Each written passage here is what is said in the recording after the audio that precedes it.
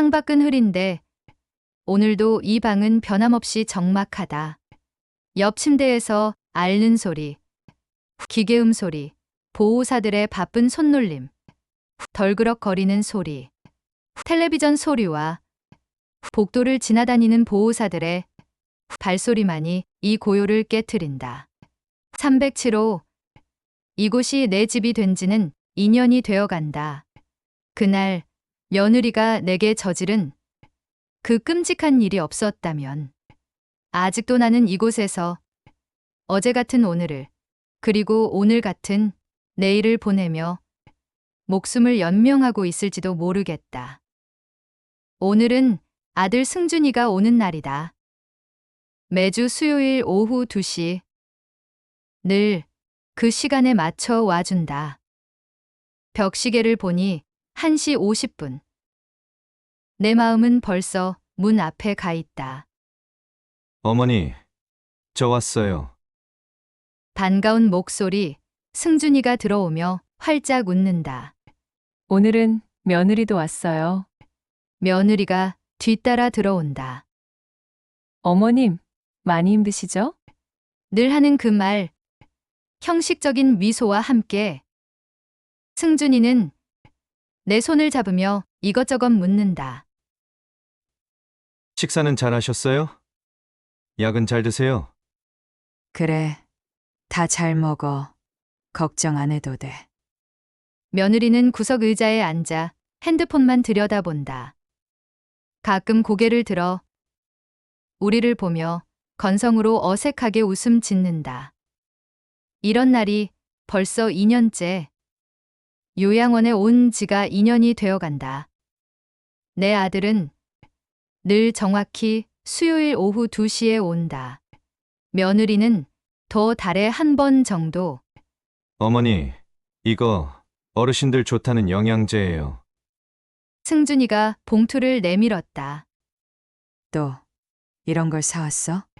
아들은 매번 뭔가를 사온다. 이번엔 영양제, 지난번엔 옷, 그 전엔 과일.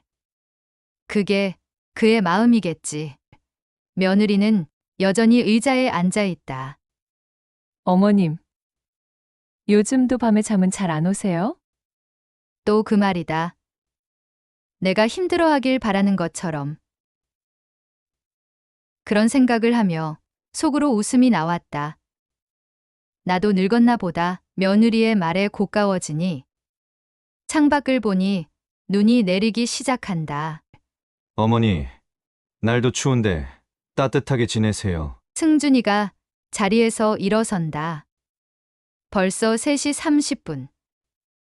매주 이 시간이면 그들은 간다. 다음 주에 또 올게요. 그래, 목이 메어 더 말을 잇지 못했다. 며느리는 일어서며 습관적으로 말한다. 어머님, 많이 힘드시죠? 재활운동을 더 많이 하시려면 환경이 좋으면 더 좋을 텐데요. 그리고 형식적인 미소. 문이 닫히고 나는 또다시 혼자가 된다. 쉴명도 넘는 이곳 요양원이란 섬, 307호의 정막 속에서 다음 수요일 오후 2시를 기다리며 이렇게 시간을 기다려본 적이 있었나?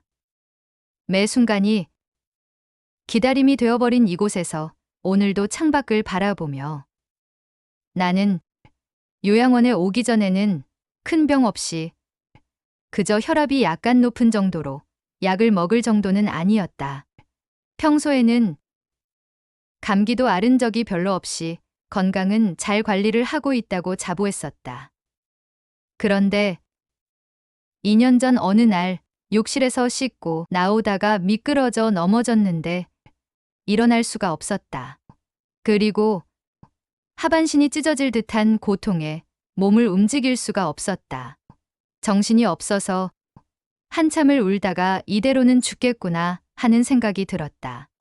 혼자서 살고 있던 나는 핸드폰도 거실에 있고 누구 하나 찾아오지 않은 상황에 내가 할 수 있는 것은 견딜 수 없는 아픔에 이를 악물고 몇 시간을 기어서 거실로 나왔던 것 같다. 그렇게 119에 겨우 전화할 수 있었다. 병원에서 검사 결과는 오른쪽 고관절이 부서져 있었다. 의사는 바로 수술하지 않으면 상처 부위가 괴사할 수 있다며 응급 수술을 해야 한다고 했고 장시간의 대수술을 받았다. 수술 후 병원에서는 간병인한테 간병을 받았지만 퇴원 후 나는 집으로 돌아가지 못했다. 그날부터 인연이 되어 간다. 저녁 식사 시간이 다가온다. 복도에서 배식 카트 소리가 들린다. 다른 침대에 할머니들의 수다 소리. 하지만 나는 여전히 창가에 앉아 있다. 김정희 어르신, 저녁 드셔야죠. 요양보호사가 들어온다. 오늘도 혼자 먹는 저녁. 어머니, 식사하세요. 복도에서 누군가의 아들 목소리가 들린다. 딸 목소리도. 다들 저녁 시간에 찾아와 함께 먹는구나. 내 승준이는 수요일 오후 2시. 그 시간만 지키면 된다고 생각하는 걸까? 옆방 할머니는 손자가 와서 난리다. 우리 강아지 할머니 보고 싶었지? 그 웃음소리가 내 방까지 들려온다. 저녁을 앞에 두고 멍하니 생각한다. 승준이가 어렸을 때 내가 해준 저녁들, 학원 다녀와서 허겁지겁 먹던 그 밥들. 어르신, 식사하세요. 요양보호사의 걱정스런 목소리에 천천히 숟가락을 든다. 창밖은 어두워지고 또 하루가 저물어 간다. 수요일까지 앞으로 며칠이 더 남았더라. 오늘도 아침 7시 간호조무사가 문을 거칠게 연다. 김정희 씨, 약 드세요. 아침부터 말투가 찬바람이다. 아직 잠이 깨지 않은 채 자다 말고 일어나 약을 받아든다. 옆방 젊은 요양보호사는 아주 친절하고 상냥해서 목소리 듣기만 해도 기분이 좋아진다. 우리 병동 간호조무사는 반말과 존댓말을 섞어가며 불친절하기만 하다. 식사하세요. 거동 가능하신 분들은 직접 나오세요. 부축도 없이 혼자 가라고 한다. 겨우 부축받아서 휠체어 타고 밀며 나온다. 다리가 불편한 날엔 방에서 먹어야 한다. 또 안 드시고 남기셨네요. 점심시간 배식원의 눈초리가 날카롭다. 입맛이 없어 조금 남겼을 뿐인데 마치 내가 큰 잘못이라도 한 것처럼. 이곳에서 유일한 위안은 수요일이다. 승준이가 오는 날, 그날만큼은 아침부터 마음이 설렌다. 머리도 단정히 빗고 옷도 깔끔하게 갈아입는다. 어머니, 저 왔어요. 그 목소리만 들어도 눈물이 날 것 같다. 일주일 동안 참았던 서러움이 아들 얼굴 보는 순간 녹아내린다. 밥은 잘 챙겨 드세요. 그래.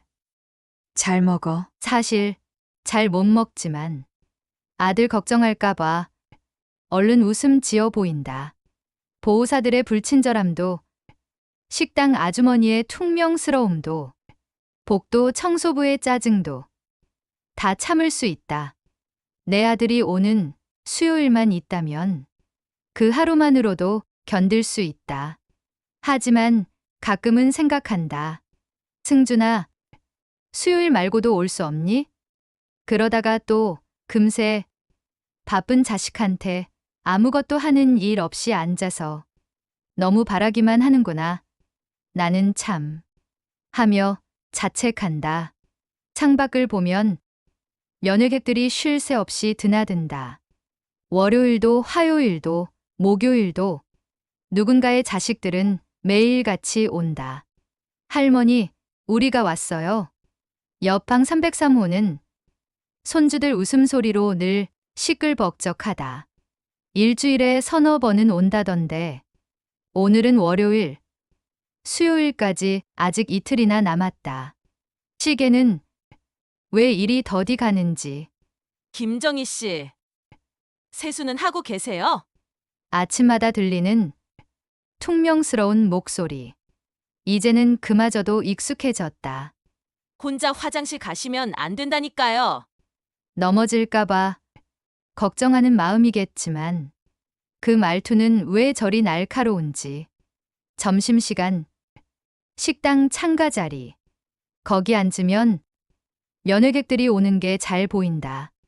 누구는 과일 한 바구니 들고, 누구는 따뜻한 국 한 그릇 들고, 어머니, 저 멀리서 승준이 목소리가 들리는 듯하다. 하지만 착각이다. 오늘은 월요일. 아직 수요일이 되려면 멀었다. 일주일이 이렇게 길게 느껴진 적이 있었나. 하루하루가 긴 터널 같은 이곳에서 나는 오직 수요일만을 기다린다. 오늘은 월요일인데 며느리가 혼자 왔다. 평소와 다른 요일에 왠지 가슴이 덜컥 내려앉았다. 어머님, 며느리의 목소리가 평소보다 더 조심스럽다. 의자에 앉아 손가락을 만지작거리더니 그게 요양원비가 너무 많이 나와서요. 순간 숨이 멎는 것 같았다. 이 요양원, 승준이가 골라준 곳인데 다른 곳으로 옮기는 게 어떨까요? 며느리의 말에 숨겨진 뜻이 느껴졌다. 더 좋은 곳으로 시설도 정말 좋고 환경 그리고 케어해 주시는 분들도 친절하기로 소문난 곳이에요. 아들은 알고 있니? 떨리는 목소리로 물었다. 그게 제가 먼저 말씀드리는 거예요. 역시 여기가 좋은데. 그리고 가장 중요한 건 어머니 환경 좋은 곳에서 재활운동도 많이 하셔야 빨리 퇴원하실 것 같아서요. 나도 모르게 침대 시트를 꽉 쥐었다. 그런데 내 통장의 돈은 요양원비로 충당이 안 되는 거냐? 아직 좀 남아있지만 미리 이곳에서 2년, 이제야 익숙해진 이곳을 어머님, 제가 알아본 곳은 며느리가 핸드폰으로 사진을 보여준다. 시설은 좋은데 거리가 조금 먼 요양원이에요. 한 방에 4인실이에요. 생각해 보시고 천천히 결정하세요. 그러면서도 며느리의 눈빛은 재촉하고 있었다. 문이 닫히고 혼자 남자 창밖만 하염없이 바라본다. 수요일, 승준이 오면 어떻게 말해야 하나? 아들에게 짐이 되는 건 싫은데 갑자기 알 수 없는 불안함이 밀려왔다. 그래도 애들이 요양원비가 부담된다고 하니 부담을 좀 덜어줘야 하는 것 아닌가. 그동안 살아오면서 힘들었던 일, 즐거웠던 일, 수없이 많은 날들. 승준이를 키우면서 행복했던 순간들이 주마등처럼 지나갔다. 단지 요양원을 옮기는 것 뿐인데 대체 이 알 수 없는 불안감은 무엇일까? 며느리가 가고 난 후 잠을 이룰 수가 없었다. 창밖, 가로등 불빛만 깜빡이는데 머릿속은 복잡하기만 하다. 며느리의 말이 자꾸 귓가에 맴돈다. 며느리가 보여준 사진 속 요양원. 건물도 크고 시설도 좋아 보였던 4명이 함께 쓰는 방. 김정희 어르신, 안 주무세요? 야간 요양보호사가 들여다본다. 네. 잠이 안 와서요. 텔레비전 소리. 누군가의 코 고는 소리. 이제야 익숙해진 이곳의 소리들. 다른 곳으로 가면 또 다시 적응해야 하나? 승준이는 알까? 며느리는 아들과 상의해서 결정한 걸까? 혼자만의 생각일까? 베개를 적시는 눈물. 내가 어쩌다가 이렇게 된 걸까? 내일은 화요일, 모레는 수요일.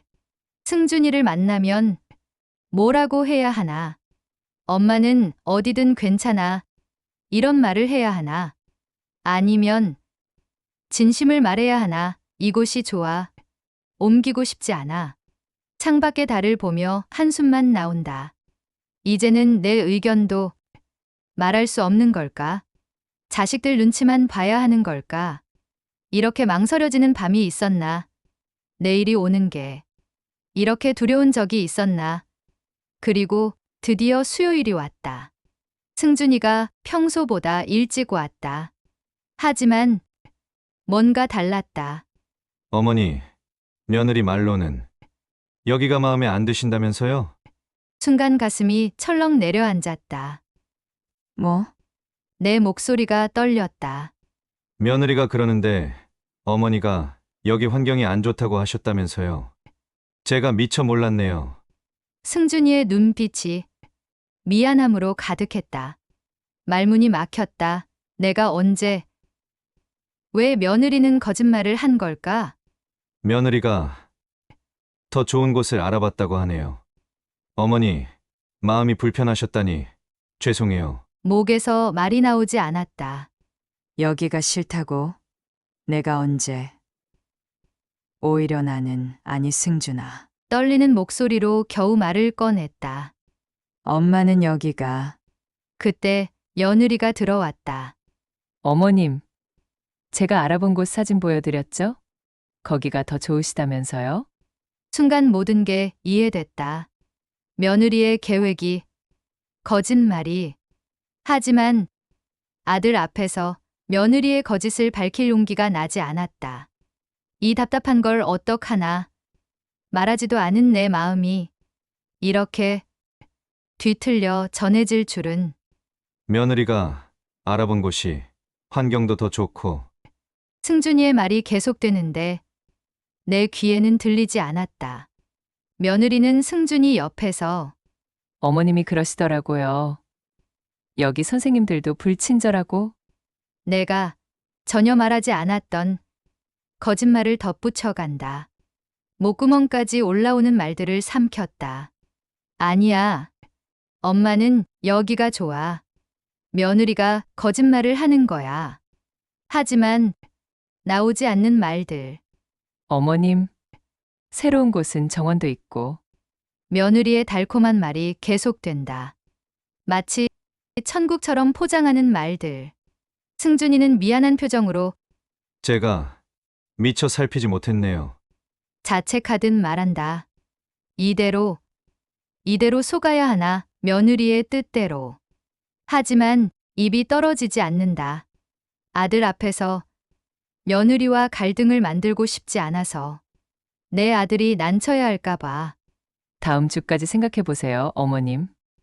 며느리의 말에 고개만 끄덕였다. 창밖으로 석양이 저문다. 오늘따라 유난히 붉은 저녁 하늘. 내 가슴속 억울함도 저렇게 붉게 타오르는데 왜 말 한마디 못하는 걸까? 승준이가 나가기 전 며느리와 복도에서 이야기하는 소리가 들렸다. 여보, 어머니 일은 당신이 알아서 해줘. 나는 일이 너무 바빠서. 걱정 마요. 내가 어머님 더 좋은 데로 모실게요. 창가에 앉아 그들이 나누는 대화를 들으며 내 눈에서 눈물이 흘렀다. 승준아, 내 아내의 달콤한 거짓말에 속지 마. 엄마는 여기가 좋아.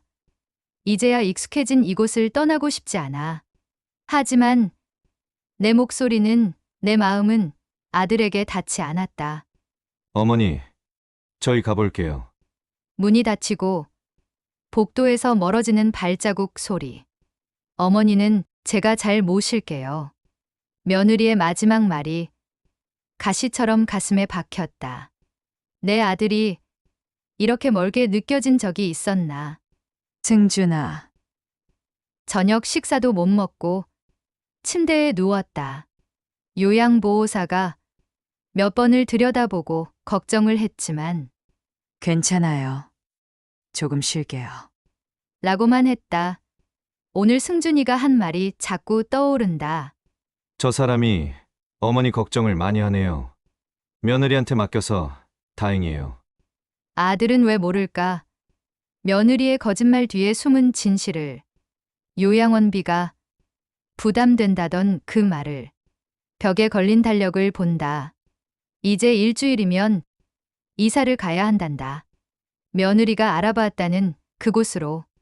어르신, 약 드실 시간이에요.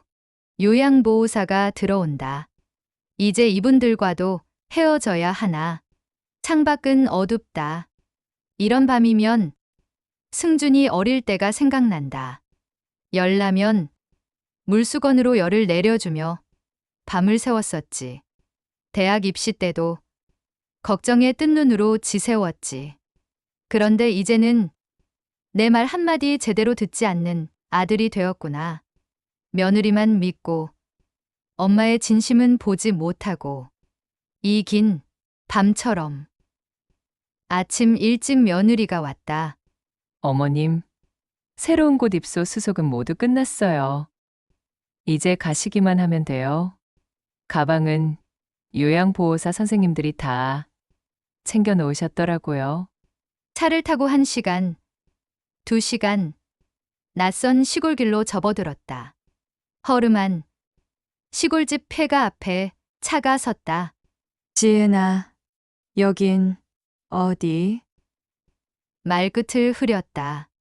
어머님, 여기서 잠시만 계세요. 금방 동네에 다녀올게요. 며느리의 말투가 차가웠다. 여기가 요양원이니? 떨리는 목소리로 물었다. 아, 네. 곧 다녀와서 요양원으로 갈 거예요. 여기서 가까워요. 어머니? 그리고 거짓말인 걸 알았다. 여기는 사람이 오래 살지 않은 낡은 시골집 폐가였다. 짐을 내리고 며느리는 서둘러 차에 탔다. 어머니, 잠깐 쉬고 계세요. 필요한 거 몇 가지만 사서 금방 올게요. 그리고 뒤도 돌아보지 않고 떠나갔다. 다 쓰러져가는 시골집에 홀로 남았다. 낯선 집 마당에 서서 멀어지는 차를 바라보는데 하염없는 눈물이 흘렀다. 승준아, 내 엄마가 여기 있는 줄은 알기나 하니 휴대폰을 꺼내보니 전화도 안 터진다. 마당에는 사가서 끊어진 빨랫줄만 쓸쓸히 걸려있고 방 안에는 먼지 쌓인 이불 한 채, 뒤틀려 겨우 붙어있는 문으로 찬바람이 들어온다. 전기도 물도 없는 이곳에서 나는 이제 어떻게 해야 하나. 내 짐이라곤 작은 가방 하나 약은 3일치뿐이다. 며느리는 알고 있었을까? 내가 매일 먹어야 하는 약이 얼마나 많은지. 넋을 놓고 있었다. 시간이 얼마나 지났을까? 날이 저물어 가고 있을 때 누군가 들어와 말을 건넨다. 아니, 여기는 빈집인디 누구요? 뭔 일이요? 이 집 사람들은 다들 자식들 따라 수원으로 이사 갔는디. 옆집 사는 할머니라고 했다. 비워둔 지 오래돼서 여기서는 살기는 힘들 텐디. 어쩐지 낯선 차가 며칠 전부터 왔다 갔다 하더구만. 에고, 어쩌나. 괜찮아요. 감사합니다. 근디, 밥은 드셨슈? 밥상을 받았다. 거칠은 밥에 김치 몇 조각. 눈물이 쏟아지고 목이 메어서 넘길 수가 없었다. 도저히 믿을 수 없는 이 현실이 부디 악몽이기를. 그래도 이웃이라고 할머니가 있으니 얼마나 다행인지 모르겠다. 화장실은 마당 끝에 있다. 밤에 화장실 가려면 어쩌나 다리도 불편한데. 승준아, 엄마가 어디 있는지 내가 알기나 하니. 저녁이 되자 방 안이 더 춥다. 이불은 눅눅하고 그 속에 벌레들이 우글거리고 벽지는 곰팡이 냄새가 난다. 약 먹을 시간인데 물도 제대로 없다. 요양원에서 매일 체크하던 혈압은 평생 이렇게 비참한 밤이 있었나. 내가 이렇게 될 줄 꿈엔들 알았을까? 자식 키운다고 허리 한번 제대로 못 펴보고 내 인생은 항상 뒷전이었는데 결국 이렇게 얼굴을 적시는 눈물이 차가운 방바닥에 떨어진다. 하루가 지나고 이틀이 지나고 일주일이 지났다. 며느리도 아들도 오지 않았다. 약은 다 떨어졌다. 혈압이 오르는지 머리가 어지럽다. 할머니, 오늘도 안 왔는가? 옆집 할머니가 매일 들려 물어본다. 고개를 젓는 게 일상이 됐다. 휴대폰은 이제는 배터리도 없다. 밤이면 더 서럽다. 요양원 침대가 그립다. 요양보호사들의 퉁명스러운 목소리도 그립다. 따뜻한 내 집 온돌방이 그립다. 마당 끝 화장실 가는 길이 더 멀게만 느껴진다.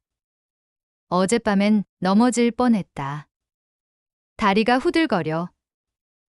이러다 정말 죽겠구나 싶다. 고개를 들어보면 저 멀리 산이 보인다. 며느리가 나를 버린 게 맞나? 아니면 정말 잊어버린 걸까? 하지만 이제 알겠다. 이게 계획된 일이었다는 걸. 요양원비가 아까워서 나를 이렇게 버렸구나. 내 돈 한 푼도 내 맘대로 쓸 수 없는 상황이 되어버렸다. 이제는 정말 아무도 날 찾지 않겠지.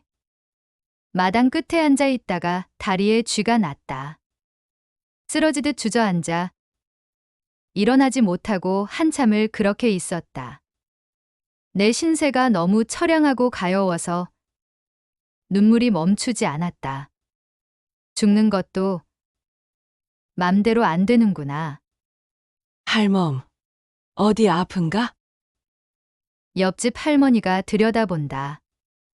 병원이라도 가야지. 그러지 말고 우리 집으로 가자니까. 그러다가 진짜 큰일 난다니까. 하지만 옆집으로 간들 뭐가 달라지겠는가. 여긴 산골이라 병원도 멀다고 한다. 택시도 안 온다고. 약이 떨어진지 나흘째. 옆집 할머니가 밥 한 그릇을 가져왔지만 어지러워서 밥도 못 먹는다. 손은 자꾸 떨리고 가슴이 두근거린다. 죽기 바라고 이곳에 버렸구나. 약도 없이. 혼잣말이 나온다. 마당 끝에 앉아 하루 종일 인적 없는 시골 흙길만 바라본다. 며느리 차가 올까봐, 승준이가 찾아올까봐. 어제는 꿈을 꿨다. 승준이가 어릴 때 학교 갔다 와서 엄마 하고 부르던 그 목소리. 눈물이 마를 틈이 없다.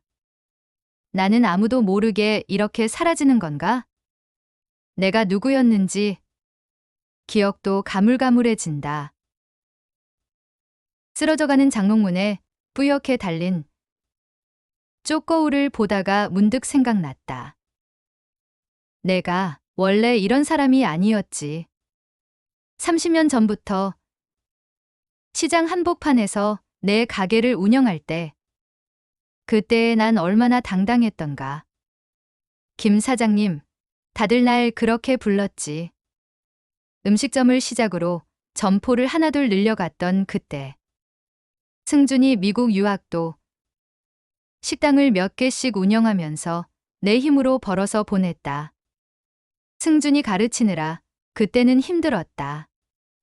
자는 시간 아껴가며 돈 벌어서 지금의 대기업 임원까지 하고 안정적으로 살 수 있게 해줬다. 나는 그게 항상 자랑스럽고 내가 버틸 수 있는 힘이 되었었다. 남편이 아파서 누워있을 때도 혼자 모든 걸 꾸려갔는데 이불 속에서 몸을 일으켰다. 그래. 난 김정희야. 그저 누군가의 어머니가 아닌 당당했던 김정희. 허리를 펴고 거울을 다시 봤다. 주름진 얼굴이지만 눈빛만은 아직 살아있다. 이대로 주저앉을 순 없어. 떨리는 다리를 끌고 일어섰다. 몸은 늙고 병들고 약도 없지만 내가 누구였는지 다시 한번 기억하자. 이렇게 버려져서 생을 마감하기엔 내 인생이 너무 당당했다. 이대로 죽을 순 없다. 그런데 문득 힘이 난다. 과거의 김정희처럼. 가방 속에서 낡은 지갑을 꺼냈다. 거기엔 아직도 내 명함이 있었다. 대청식당 대표 김정희. 손이 떨렸지만 펜을 들고 메모를 시작했다. 옆집 할머니 아들이 읍내에 산다고 했지. 내일 부탁해 봐야겠다. 나 좀 읍내까지 데려다 주면 안 되겠냐고. 이제는 구걸하듯 부탁하지 않을 거다. 당당하게 말하리라. 통장도 있고 카드도 있다. 며느리는 몰랐겠지. 내가 아직도 자식 모르게 비상금을 가지고 있다는 걸. 그리고 내 집도 아직 멀쩡히 남아 있다는 걸. 읍내 가면 경찰서도 있다며 중얼거리며 계획을 세웠다. 이렇게 버려진 건 불법 아닌가. 창밖을 보니 달이 밝다. 가게 늦게까지 하고 달빛 보며 집에 걸어가던 그때처럼. 이제는 내가 날 지켜야지. 지은아, 내가 바라는 대로 이대로 죽을 수는 없다. 옛날의 그 당당함이 조금씩 되살아난다. 다시 시작할 수 있을까 했는데 이제야 알겠다. 아직 난 살아 있다는 걸. 옆집 노부부가 찾아왔다. 약도 떨어지고 몸도 안 좋다면서 괜찮으면 우리 집에서라도 있으시게. 자식들 키울 때야 식구가 많아서 북적북적했는데 이제는 우리 두 노인네밖에 없어서 방은 남아 있으니. 순박한 시골 사투리가 따뜻하게 들린다. 할아버지는 당뇨로 3개월에 한 번 병원 다녀온다고 했다. 내가 먹던 약 이름을 종이에 적어주니 비슷한 걸로라도 구해다 주었다. 할머니는 매일 밥을 챙겨준다. 살다 보면 이런 일도 있는 거요. 우리가 있잖소. 텃밭에 상추를 따오고 따뜻한 된장국을 끓여주는데 그 마음이 눈물겹다. 할멈, 내일 아들네 읍내 간다 하는디 김할머니 거기 가면 경찰서도 있소. 할아버지가 조심스레 말씀하신다. 방 한 칸을 내어주시고 이불도 깨끗이 빨아서 깔아주셨다. 여기서 몸 추스르시고 천천히 생각해 보쇼. 내가 아무리 베풀어도 정작 나는 이런 따뜻한 도움을 만난 적이 있었나. 피땀으로 키운 내 자식보다 더 따뜻한 이 노부부의 정이 눈물겨웠다. 이제는 앞으로의 계획을 세워야지. 이렇게 주저앉을 순 없다. 내가 여기서 죽더라도 그냥 손 놓고 당할 수는 없다. 김정희로서의 마지막 자존심을 지켜야지. 노부부의 아들이 겨우 부축해서 읍사무소까지 데려다 줬다. 핸드폰부터 충전을 부탁했다. 떨리는 손으로 핸드폰을 켰다. 아들 회사 번호가. 핸드폰을 열어 전화번호를 하나씩 눌렀다. 죄송합니다만 이승준 부장님은 지금 해외 출장 중이십니다. 며느리가 이것까지 계획했던 걸까? 떨리는 마음으로 아들의 직장 동료 번호도 눌러봤다. 통화 연결음만 계속되다. 지금은 연결이 어렵습니다. 옆집 아들에게 부탁해. 읍사무소 컴퓨터로 이메일도 보냈다. 승준아, 엄마가. 하지만 답장은 오지 않았다. 어르신, 이건 신고해야 하는 거 아닌가요? 옆집 아들이 걱정스레 물었다. 나는 고개를 저었다. 아직은 아니에요. 내 아들한테 먼저 이 사실을 알려야지. 옛 이름들을 찾기 시작했다. 승준이 친구들 연락처, 예전 우리 가게 단골 손님들, 교회 목사님, 이렇게 필사적으로 연락처를 찾아본 적 있었나? 하지만 아무 소득 없이 돌아와야만 했다. 이제는 혼자라도 살아남아야 한다. 며칠이 지나고 노부부 아들에게 또 부탁을 했다. 나를 태워서 또 읍사무소에 데려다 달라고. 이번엔 더 체계적으로 준비했다. 안녕하세요. 이승준 부장님의 어머니 김정희입니다. 메일을 또 부탁해서 쓰기 시작했다. 제가 지금 전라도 어느 시골 마을에 버려져 있습니다. 며느리가 요양원에서 데리고 나와 이곳에 버려두고 가버렸습니다. 손이 떨리고 심장이 벌렁거렸지만 계속했다. 아들은 해외 출장 중이라고 하는데 연락이 닿지 않습니다. 혹시 이승준 부장님께 전해주실 수 있을까요? 같은 회사 과장님 한테 보냈다. 허름한 시골집 앞에 섰나. 나뭇가지로 노부부가 만들어준 지팡이에 기댄 모습. 평생을 식당 운영하며 자식 키웠습니다. 아들 며느리 결혼할 때 집도 사줬고 요양원비도 모두 제 통장에서 나갔습니다. 그런데 이제는 혼자가 아니란 걸 알게 됐다. 그리고 또 일주일이 지났다.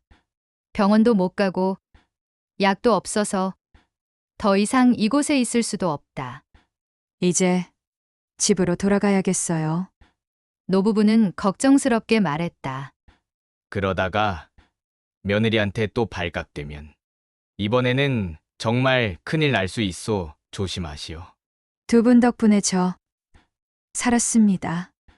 그럼 아들한테 서울대게 데려다 달라고 하겠소. 이 은혜는 절대 잊지 않겠습니다.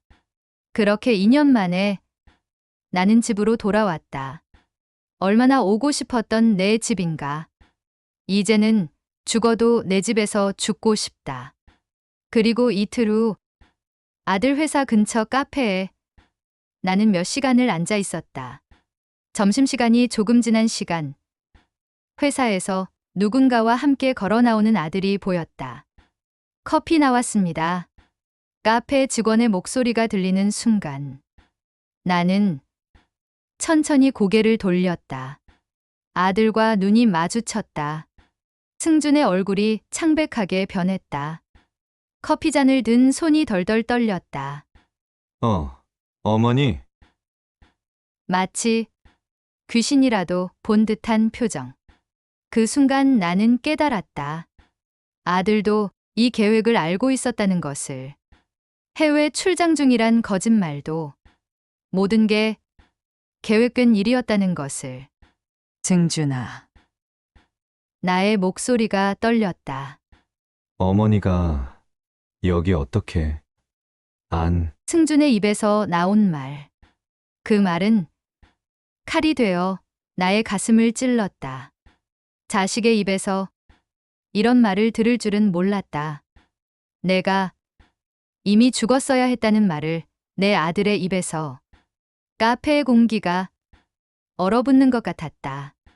시간이 멈춘 듯 했다. 어머니와 아들, 서로를 바라보는 눈빛에 이제 더 이상의 비밀은 없었다. 승준의 중얼거림이 들렸다. 나는 그제야 모든 것을 이해했다. 시골에 버려진 건 우연이 아니었다. 요양원에서 자신을 데려간 것도 해외 출장이란 거짓말도 지은이가 새로운 곳에서 잘 계신다고. 승준의 손에서 커피 잔이 떨어졌다. 카페 바닥에 검은 커피가 쏟아졌다. 그때 승준의 핸드폰이 울렸다. 발신자 이름은 여보 지은이었다. 여보, 장례식장 예약했어요. 어머님 장례. 핸드폰으로 들리는 지은의 목소리. 승준의 얼굴이 창백해졌다. 나는 천천히 일어섰다. 다리가 후들거렸지만 똑바로 섰다. 내가 죽어줘야 했던 거니? 나의 목소리가 카페 안을 울렸다. 사람들이 하나둘 쳐다보기 시작했다. 어머니, 전 몰랐어요. 승준이 더듬거리며 말했다. 거짓말 하지 마. 이렇게 참혹한 진실은 처음이었다. 내 자식이 내 죽음을 바랐다는 그것도 이렇게 계획적으로. 승준아, 내가 직접 서명했더구나. 내가 서류 한 장을 꺼냈다. 시골집 매매 계약서. 거기엔 승준의 서명이 선명했다. 시골의 그 집. 승준의 얼굴이 하얗게 질렸다. 그래, 널 믿었는데. 내가 또 다른 서류를 꺼냈다. 장례식장, 예약 확인서, 사망진단서 신청서, 보험금 청구를 위한 서류들. 모두 승준의 서명이 있었다. 아들은 처음부터 며느리와 함께 계획한 거였다. 어머니를 버리고 죽음을 가장하려 했던 모든 계획을. 얼마 받기로 했니? 나의 목소리가 떨렸다. 내 생명보험금. 얼마? 전화 한 통이면 바로 알 수 있어.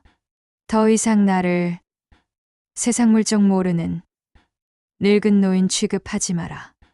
이 정도는 나도 아니까. 어머니, 5억 아니면 그 이상? 나의 눈에서 눈물이 흘렀다. 그 돈이 내 어미 목숨값이었니? 카페 안이 조용해졌다. 사람들이 휴대폰을 꺼내들기 시작했다. 누군가는 이 참혹한 현장을 영상으로 담고 있었다. 자식에게 이런 배신을 당할 줄은 몰랐다. 돈 앞에서 내 아들이 이렇게 변할 줄은. 나는 가방에서 서류 봉투를 하나 더 꺼냈다. 이건 내 통장 내역이구나. 은행에서 발급한 거래 내역서. 지난 한 달 동안 모든 계좌가 비워져 있었다. 집도 처분했니? 나의 떨리는 목소리. 30년 동안 살던 그 집도. 승준의 침묵이 모든 걸 말해주었다. 내 집, 내 통장, 보험금까지 전부 정리되어 있었다. 지시는 어떻게 처리하려고 했니? 나의 말에 카페 안이 얼어붙었다. 승준이 고개를 숙였다. 지은이가 다 계획해놨대요. 그제야 아들이 입을 열었다. 시골에서 사고사로. 이렇게 치밀한 살해 계획의 피해자가 될 줄은 몰랐다. 그것도 내 아들의 손에 의해. 이 엄마와 아들의 마지막 대화가 그렇게 기록되고 있었다. 집으로 돌아온 나는 현관에 쓰러지듯 주저앉았다. 30년 넘게 살아온 이 집. 이제는 이곳도 더 이상 내 집이 아니었다. 벽에 걸린 가족 사진을 바라봤다.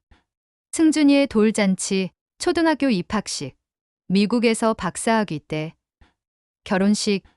이게 다 거짓이었구나. 사진 속 웃음이 모두 가짜처럼 느껴졌다. 안방으로 가서 다시 한번 서류들을 찾아봤다. 통장들이 있던 자리는 비어 있었다. 보험 증서가 있던 서류 파일도 사라졌다. 책장 위 빨간 서류 봉투를 떨리는 손으로 열었다. 집문서, 그것마저 이미 없었다.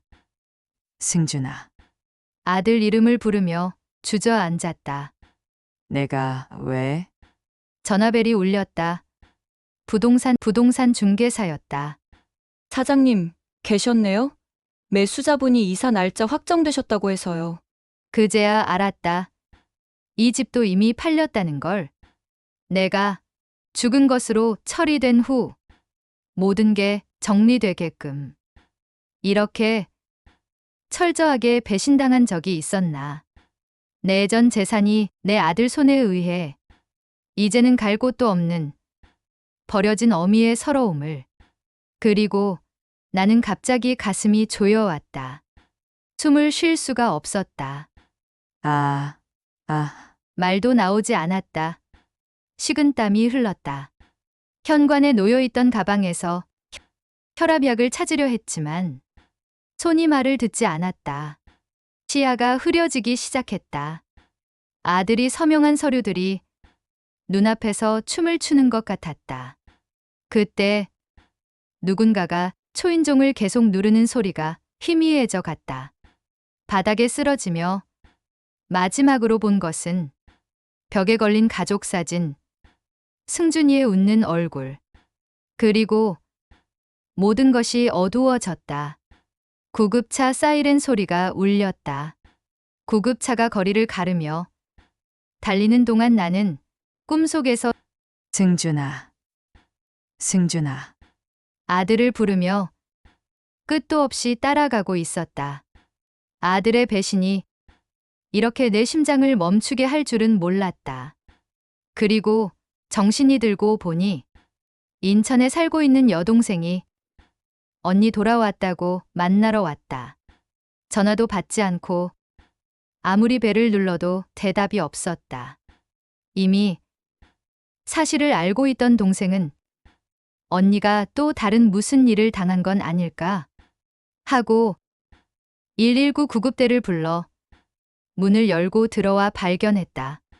병원 침대에 누워 천장을 바라보며 나는 마지막 결심을 했다.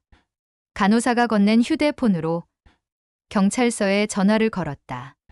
제가 살해당할 뻔했습니다. 모든 증거를 정리했다. 시골집 매매 계약서, 내 명의의 모든 재산이 빠져나간 통장 내역, 장례식장 예약 확인서, 그리고 보험사에 제출한 보험금 청구를 위한 서류들. 이게 존속살인 미수죄가 되나요? 경찰이 고개를 끄덕였다. 사기죄도 추가됩니다. 변호사도 불렀다. 어르신, 이건 중대 범죄입니다. 최소 10년 이상 구형될 수 있습니다. 서류에 서명하는 손이 떨렸다. 내 자식을 내가 감옥에, 하지만 이제 돌이킬 수 없었다. 기자님, 제 사연을 들어주세요. 언론사에도 연락했다. 효도를 빙자한 존속살인 미수 사건. 다음 날 뉴스에 방송될 예정이었다. 나는 애지중지 소중하게 키운 내 자식을 내 손으로 감옥에 보내게 될 줄은 몰랐다. 하지만 이건 정의다. 더 이상의 나같이 당하는 부모가 아니 피해자가 없게 하기 위해 이제 끝내야 할 때예요. 나의 눈에서 마지막 눈물이 떨어졌다. 경찰 조사가 시작됐다. 나는 하나하나 진술했다. 처음엔 요양원에서 시작됐어요. 떨리는 목소리로 말을 이어갔다. 며느리가 갑자기 나타나 요양원 시설도 환경도 더 좋은 곳으로 모시겠다며 형사들이 기록을 하는 동안 병실은 조용했다. 통장에서 빠져나간 금액이 수사관이 놀란 목소리로 말했다. 어르신, 전 재산이 집문서도 이미 처분됐더군요. 내가 덧붙였다. 내가 죽은 것처럼 꾸미려고 장례식장까지. 중죄로 구형될 수도 있을 것 같습니다. 존속살인 미수, 사기, 횡령, 뉴스에도 보도됐다. 70대 노모, 살해 시도한 아들 부부, 보험금을 노린 치밀한 범행. 병실로 찾아오는 기자들. 쏟아지는 취재 요청. 나는 모든 것을 밝히기로 했다. 이런 일이 더는 없어야 합니다. 떨리는 목소리로 카메라 앞에서 말했다. 더 이상의 나 같은 부모가 아니 피해자가 없기를. 병실 창가에 기대 앉아 밤하늘을 바라보며 생각했다. 내가 뭘 잘못했을까? 승준이가 어릴 때부터 아들 하나라고 모든 걸 다 해줬다.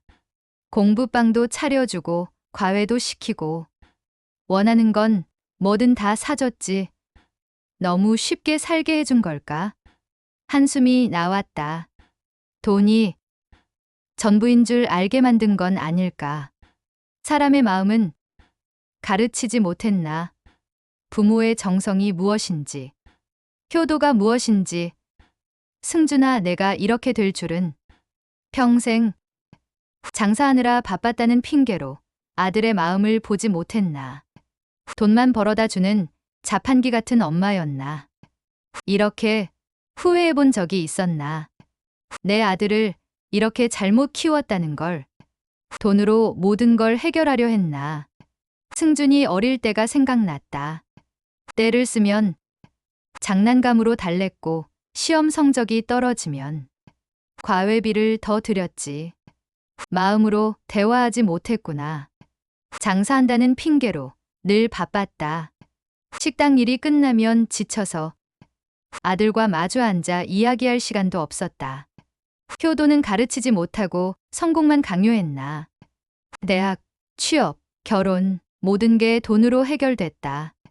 아들의 어린 시절 사진을 보며 눈물이 흘렀다. 모든 게 내 잘못인 것만 같다. 사랑보다 돈을 먼저 알게 한 이 어미의 잘못.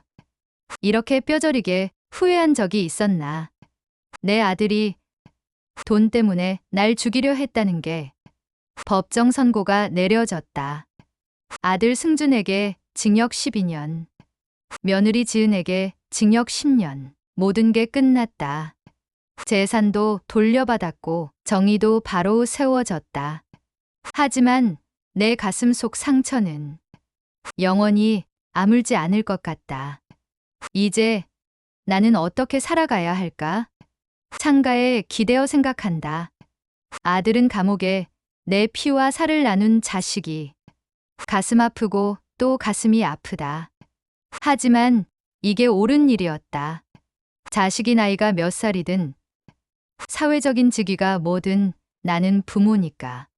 지금이라도 그릇된 것은 바로 잡고 가르쳐야 한다. 이제는 홀로서기를 해야 한다.